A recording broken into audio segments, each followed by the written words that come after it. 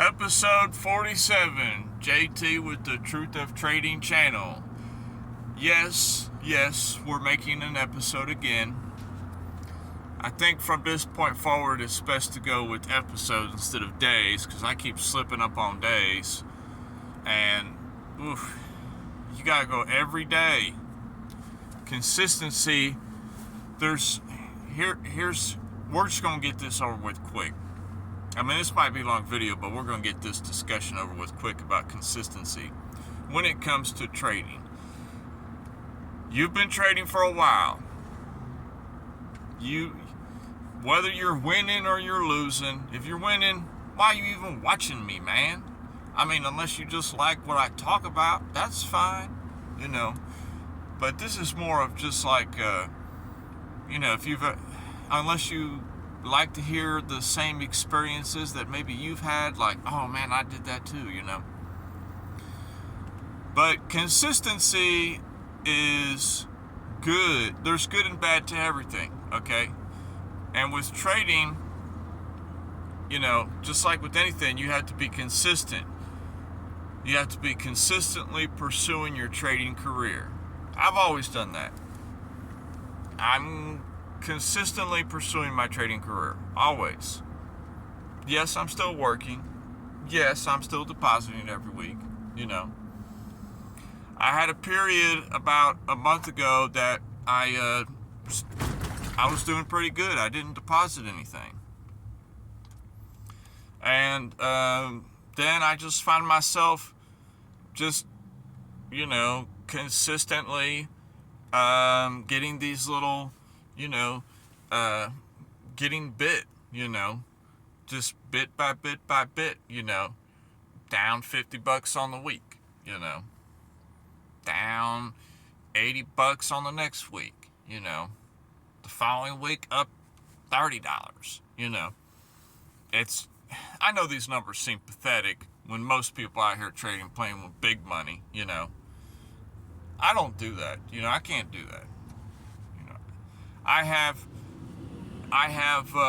for every person that has, gotten to the next level in their numbers and, they're playing with thousands, there's more people that have lost thousands, That's just my take on it, For this particular year, say this year you had one guy, oh man, he started out trading and he made $5,000 this year. Man, he did good, For every one of those, man, there's dozens of people that, said, I'm going to get into trading. Let me get into it, and then, they start with 4, 5, 6,000 and they lose most of it,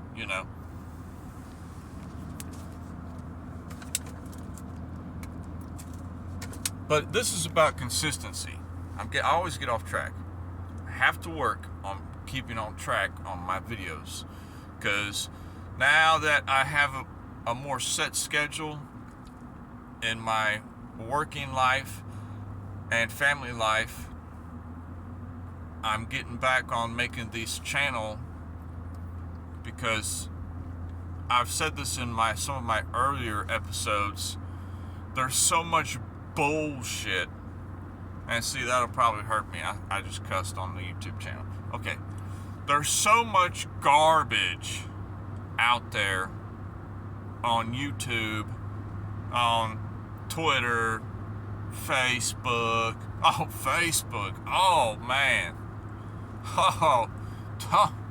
Whoo, you want to talk about some trash. Whoo, there's some trash information about trading on Facebook. Garbage,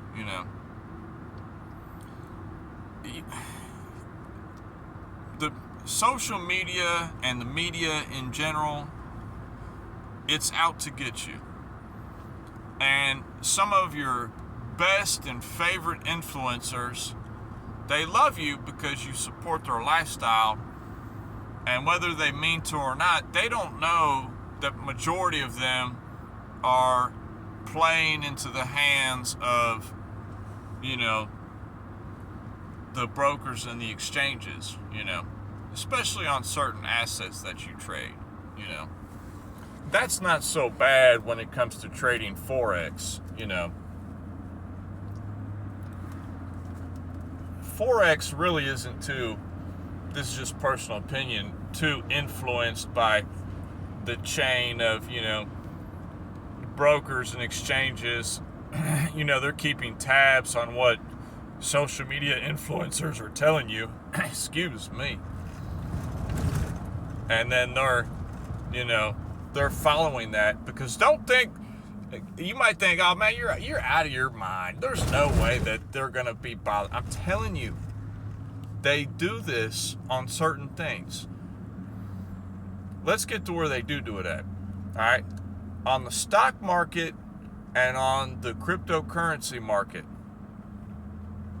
If you don't believe anything I ever tell you in my life, I'm telling you this because I see it all the time.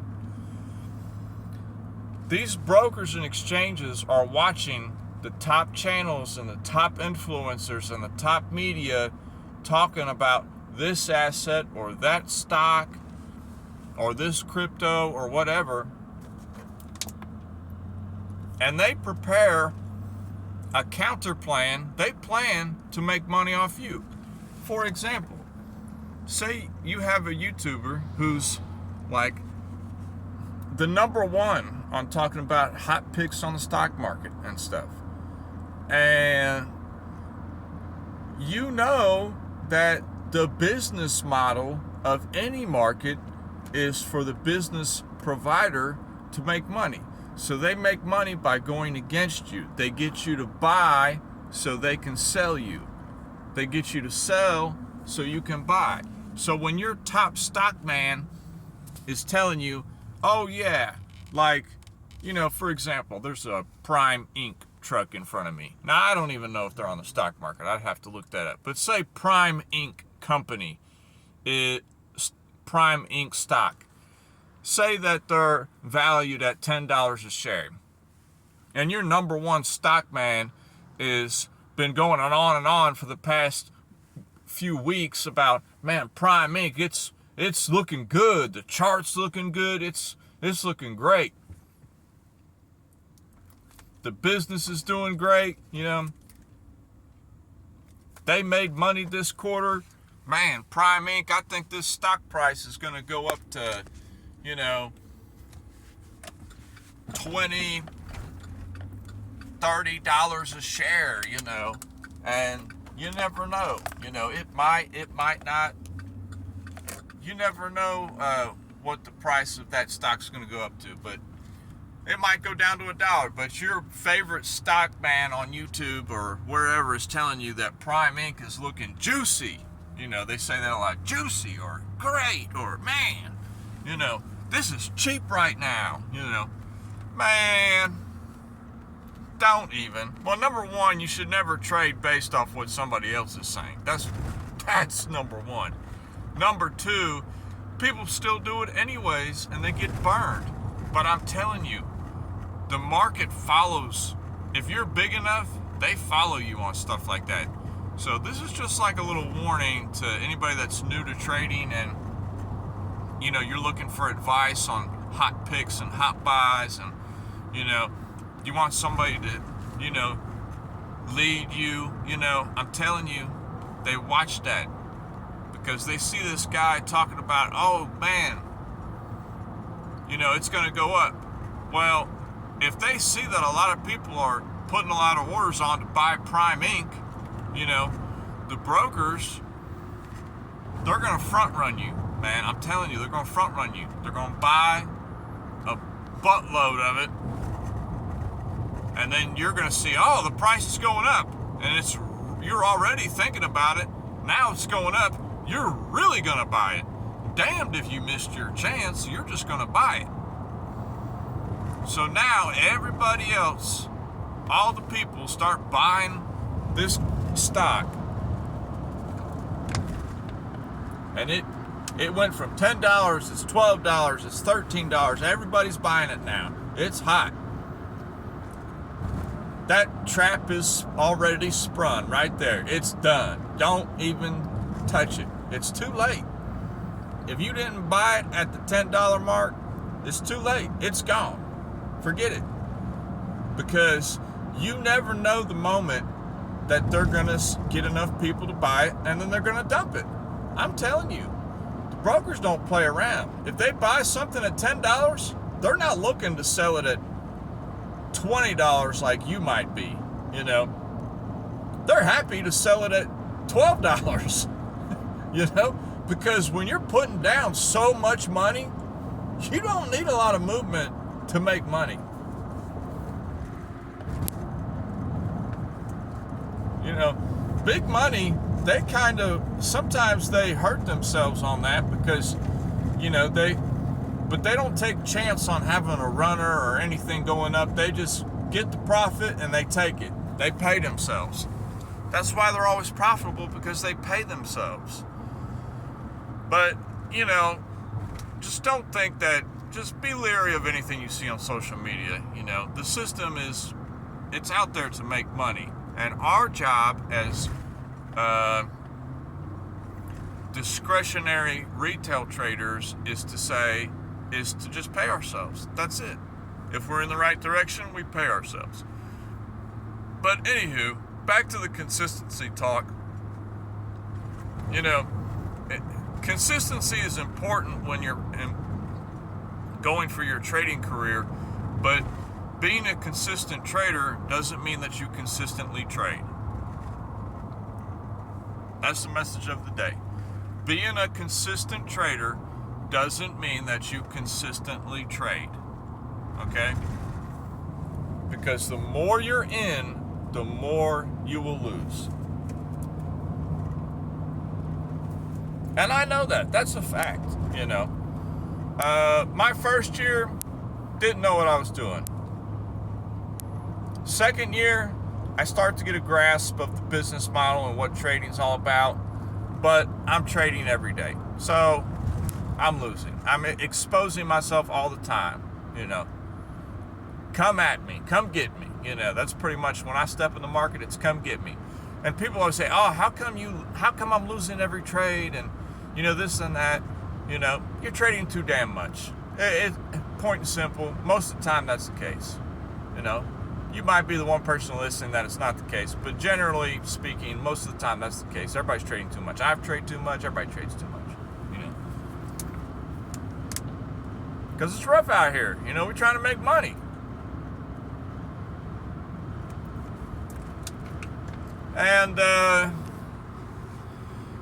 you know, I've traded a lot this past year. Man, that first year, I really didn't trade that much, you know. Thank God, you know, I didn't really trade that much. Man, year two, whew, I traded a lot. I mean, all the time. I mean, just lose. And, you know, yeah, there's some winners in there, you know. I mean, the biggest win I've had up to date now is I had a $680 win on a single trade. Now, that trade was at $990. I could have closed it right there. Did I? No. I thought it was going to keep going. And then it started coming against me. And I said, well, okay, 800, you know, we might close this thing. And I said, well, it might hold right here and then continue. No, it took a quick drop again. And, you know, next thing I know, I see 700. I say, okay, I just close it. And thank God I closed it, because eventually it took everything back that it had made, you know. You just got to pay yourself, you know.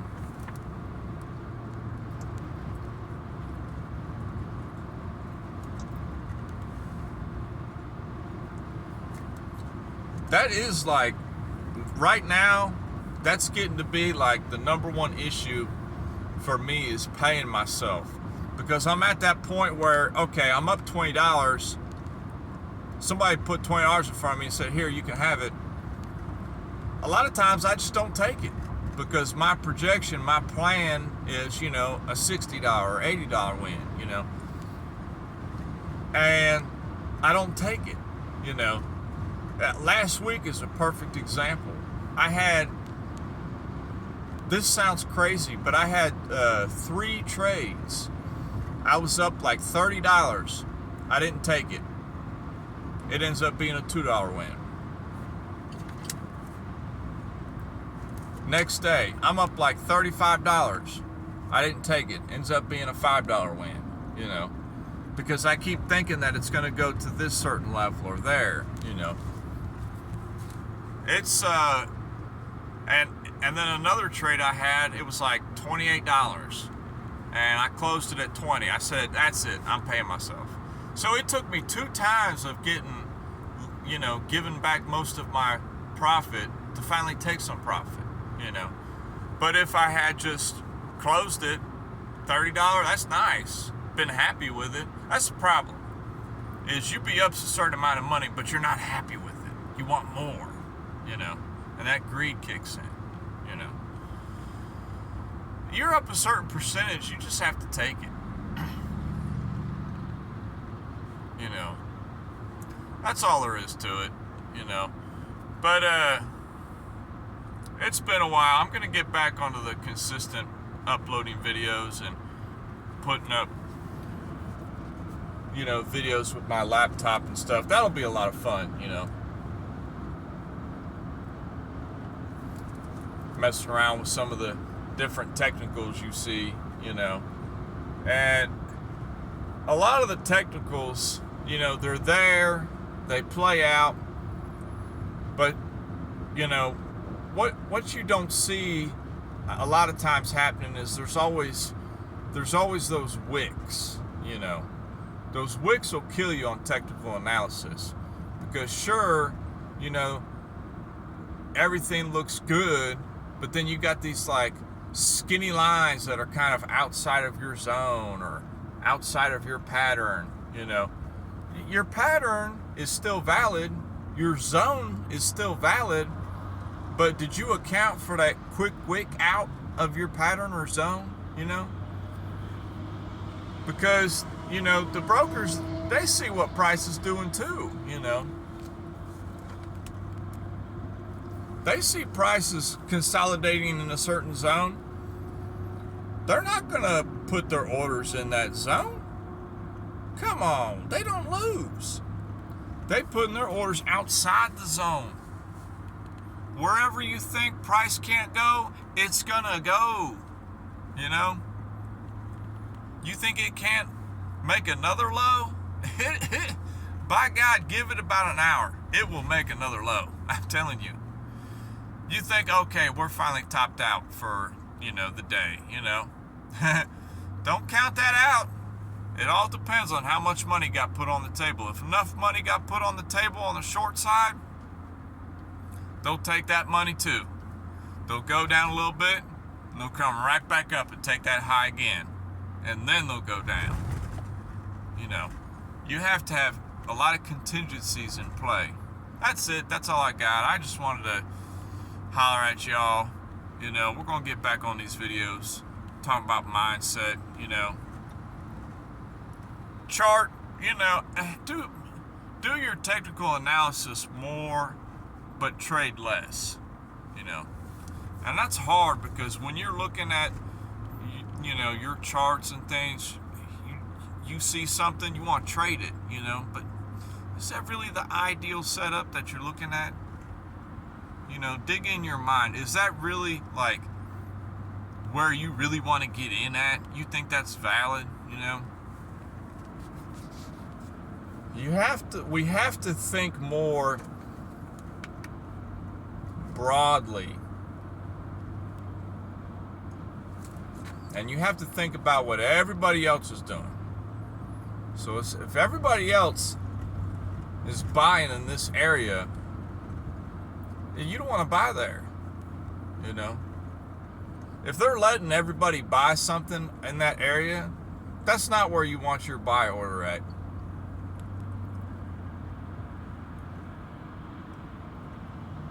To be a winner, you want your order somewhere else. I'm telling you. Are you going to get filled all the time?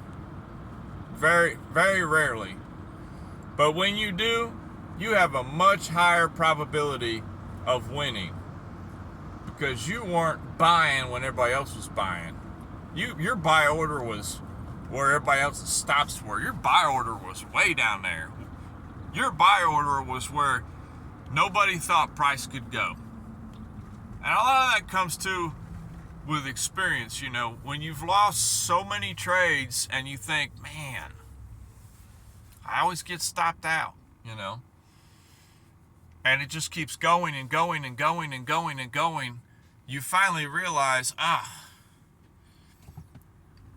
you know, whenever it gets to the point where you're like, oh, I'm done for the day, forget it. That's when it happens every time. So the power of being a successful trader is being able to project forward in time that moment. So if you're looking at a trade and you're thinking, man, if price is way over here, I'm done for the day, forget it. Man, that's where you want to put your order. I'm telling you. You're going to kill it right there. You put your order right there. That's the spot. But that's it. I'll holler at y'all later. Peace.